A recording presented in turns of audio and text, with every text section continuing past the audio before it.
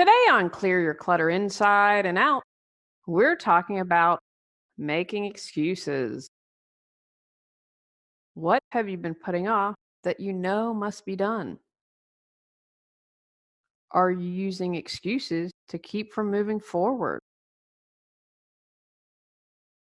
Do you have a list of reasons why a project or taking action can't be done?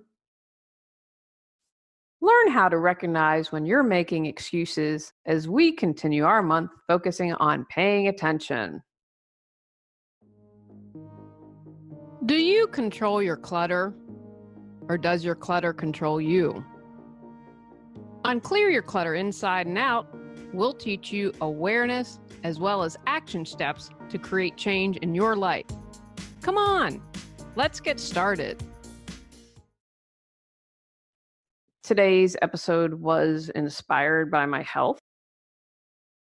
I kept saying to my husband, we need to lose weight. We need to get in shape. I mean, I laugh. I was the same weight from high school. And then when I got married, I was maybe 5 pounds, around 5 pounds heavier, but still for a really long time. And I think that's because I was still dating and my parents laugh. I never had food in my fridge. Get married to Tony and have food in the fridge. And I love to cook. I'm a better baker. And so that's just the way I express love.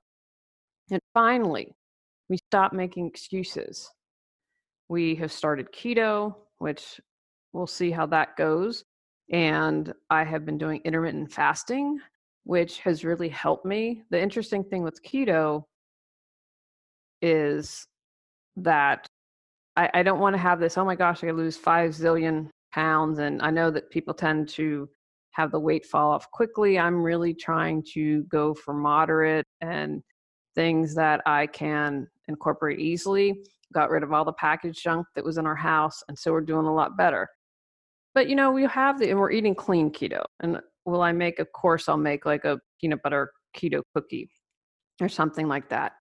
But this year we've been really good doing the fasting. And the thing I should say I'd like about keto is I don't need to snack as much. I've noticed for me that that's been a big deal. I need to still work on upping my water intake. When I did the colonoscopy, dang, I drank a ton of water, and which was really good. And obviously the body needed that. So I still need to improve on that, but we are going to the gym regularly. We have gotten back into our hiking routine, although it's hot and humid now. So we're going to have to come up with other things because I am a big baby when it comes to wanting to hike when it's super hot out. As you age, there are challenges. So I am trying to do puzzles more for brain health, but we kept making excuses, right? Oh, yeah, we'll do it. And then finally, I'm like, when we went to get my colonoscopy and I have an upcoming surgery, which I'm hoping will make a difference, but we were sitting in the waiting room and I saw people that looked younger than me. I'm bad about knowing how old people are, that looked in a lot worse health. And then I saw people who were really old and I thought, I don't want to end up like that. And again, there are things I don't know anything about, obviously, and they could have a hereditary disease or something. But I just thought we've got to get our weight under control. But both of us had made excuses for ages. Today was also inspired by some clients. When I first started coaching, I was so excited and so eager. And it took me a while because I was like, yay, we're going to support people. This is so exciting. And I wasn't really good at knowing when people were making an excuse. Because one thing, like for instance, when I support people in decluttering or organizing, I say, let's try this out for a couple of weeks. Now we may need to tweak it. We may need to go in a different direction, but based on my observation and what you've told me, here's where I want to start. And what I didn't realize was that people were making excuses. And then I saw my coach and she was like, they're making excuses. Your ideas are great. Your ideas work. They just don't want to do it. And I was like, oh. So I've become a little bit better of noticing when people are making excuses. But it just hadn't dawned on me. I thought, oh, of course you're coming to get coached. Of course you want to change and you won't make excuses. So I've had to refine that and being able to spot that more easily. If you notice in one area where you're making excuse, that's great. Don't try to look for a bunch of things. Again, remember we're layers, pulling off the onion. We are every week this month. I have a little more challenge to get you going and to notice and observe and pay attention. This is something I don't want to stress you out. This is more important that we pay attention than taking action. Again, if you can take action, that's great. But I wanted you to kind of have for the month of June, we have 5 episodes, and let's do something that's akin to like 10 or 15 minutes a day. I thought it's just a good practice and really good to do. Now, if you find a bunch of ways you're making excuses, that's fantabulous. I don't want to stop you from that. I just want you to take that baby step and see where it goes. Now, you might discover a pattern of your excuse making. And once you find that, you say, oh my goodness, I never realized how often I say that. And again, if you have someone close to you that you trust, you might say, hey, can you give me some feedback? Have you noticed me making an excuse? Do I tend to say the same thing? Do I start to do something physical when I'm about to share an excuse with you? Our friends and family who know us well can oftentimes observe and say things that we aren't always able to see. So if you find that pattern, then it might appear more easily to you. I'm going to share with you some ways that you might be making an excuse and not realize. So have you heard yourself saying or thinking any of these phrases? I'm too old, fat, stupid. I'm too fill in the blank. I'm not talented enough. I wasn't born into the right family, into the right class. I come from a poor background. I'm not smart enough. I don't have the support. I don't have the time. Now, that's one that I hear a lot. And remember, all of May's episodes deal with time management. And my first tip is if you say, I don't have the time, then I'm going to want you to track your time for a week or two. And the big time suckers I see are social media by far, or watching TV. I'm going to challenge you really hard on that one. And that's a big one. So don't feel bad. You're definitely not alone, because I would say that's probably the number one excuse that I hear. Feel stuck but have no clue what you need to do to move forward? Would you like to feel energized and excited every day? Are you ready to create the life you desire? Julie Coraccio supports you in finding the answers within and then taking action to make changes happen. Visit reawakenyourbrilliance.com to learn how Julie can support you with life coaching. My family and friends don't believe in me. If that's really true, be grateful and find a new tribe to hang with. I don't know if I'll succeed. I just have to share I don't believe in mistakes. I believe if you learn from them, there aren't a mistake. And your quote unquote failure, if you view it that way, might lead to another success. I think I shared years ago, I created a course. I got some really bad advice. I felt like a failure in that. But then I came out with the books, which I love a bazillion times more. I'm already on a path. I'm not lucky enough. It's not my destiny.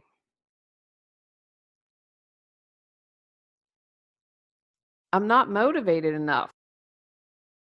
Then maybe it's not what you really want or desire. Or maybe you have to figure out what will motivate you. I'm too easily distracted. I don't have enough education.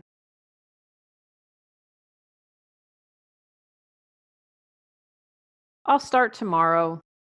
I'll start someday. Most times, someday never comes, right? That's this nebulous date in the future that we never have to really tackle or address. And you keep saying you're going to do it and you don't. I'm not ready. I don't believe I can do it.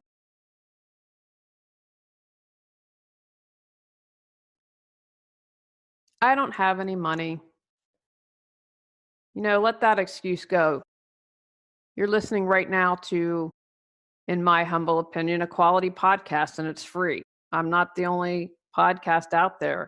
Whatever you're trying to do, there's probably a podcast, a YouTube channel, a Pinterest board that's going to support you and give you good free advice to get started. There's a lot of good stuff out there where you don't have to spend a lot or you don't have to spend any money. I forgot. It's inconvenient. It's inconvenient to go to the gym. It's inconvenient to spend so much time cooking. Something came up. It's a hope. Bad science. I just have bad karma. Now, wow, that also one absolves you from any responsibility in your life if you go down that route. I need more feedback first. Might work for some, not for me. They have an advantage I don't have. But be aware of those but sentences because there's usually something hanging out on the other end. I wish I could, but I'd really like to, but I know I could do it, but to look for the buts in your life. I don't know what I want. I don't have the courage. Now, this is an excuse, but I have to say I really like it because I think that it's very honest and that if you're able to admit that, then that's fantastic. But you can overcome that. You can have the courage, trust me. And I think there's something that definitely comes with as you age, because I would definitely not consider myself in general a courageous person, and less so when I was younger. But like when I put myself in a much bigger way out there, I was like, you know what? The keyboard warriors are less important than supporting people. And so in that way, I had courage. Not the right time. No one cares what I think. They are forcing me to. That's allowing me to be a pushover, not owning. Did my best and nothing happened. Life's not always going to go your way, guys. I've learned that more than one occasion. I'm overwhelmed. I hear that a lot. And that's why we have these take action. Now, again, I know we're focusing the month on awareness, but every podcast includes take actions. It's just who I am. I can't stop being mean. Just who I am. Big red flag on that one. It's too hard. I'm too tired. I have kids. I have pets. What will other people think? What if I fail? It's a really big one. Again, I mentioned earlier, are no mistake. I read a great quote about Michael Jackson the other day, or not Michael Jackson, Michael Jordan, saying, and this is probably, in my opinion, he's the greatest ball player of all time. And he talked about all the shots he missed, and he talked about how 26 times he missed the game-winning shot, but he had great success. Pay attention to what you're saying and thinking this week and using as excuses. The main goal is to pay attention. If you can figure out why, even better. And I'll do a podcast episode someday. I want to do a podcast episode on letting go of your stories. But that's not easy. That's not always easy for people. And I know in the past, and I still do, I find benefit in knowing some why. If I can kind of get down and dig deeper, it supports me in releasing something more completely. I'm not at the point with some things where I can just say, oh, it's a story and release it. Again, if you can take some action, and if you were like me and like, I got to get in better health and you can take a step towards that this week, fantastic. But if we can figure out patterns, notice where or why you're making excuses and how you're making them, that's going to go a long way. Take actions from today's podcast. Set the intention to recognize when you're making an excuse. Pay attention to see when you make an excuse. Notice if you see a pattern and when, or perhaps with whom, you use a phrase or think a thought. Recognize any aha moments for why you're making an excuse. Quit making excuses and take action if you're able. On our next episode, we're talking about where you're not honoring yourself. Go out, clear your clutter to create the life you choose, deserve, and desire. When you clear your clutter, you can share your gifts with the world. Sign up for our free newsletter at reawakenyourbrilliance.com. If you've enjoyed Clear Your Clutter Inside and Out, please rate, review, and share us.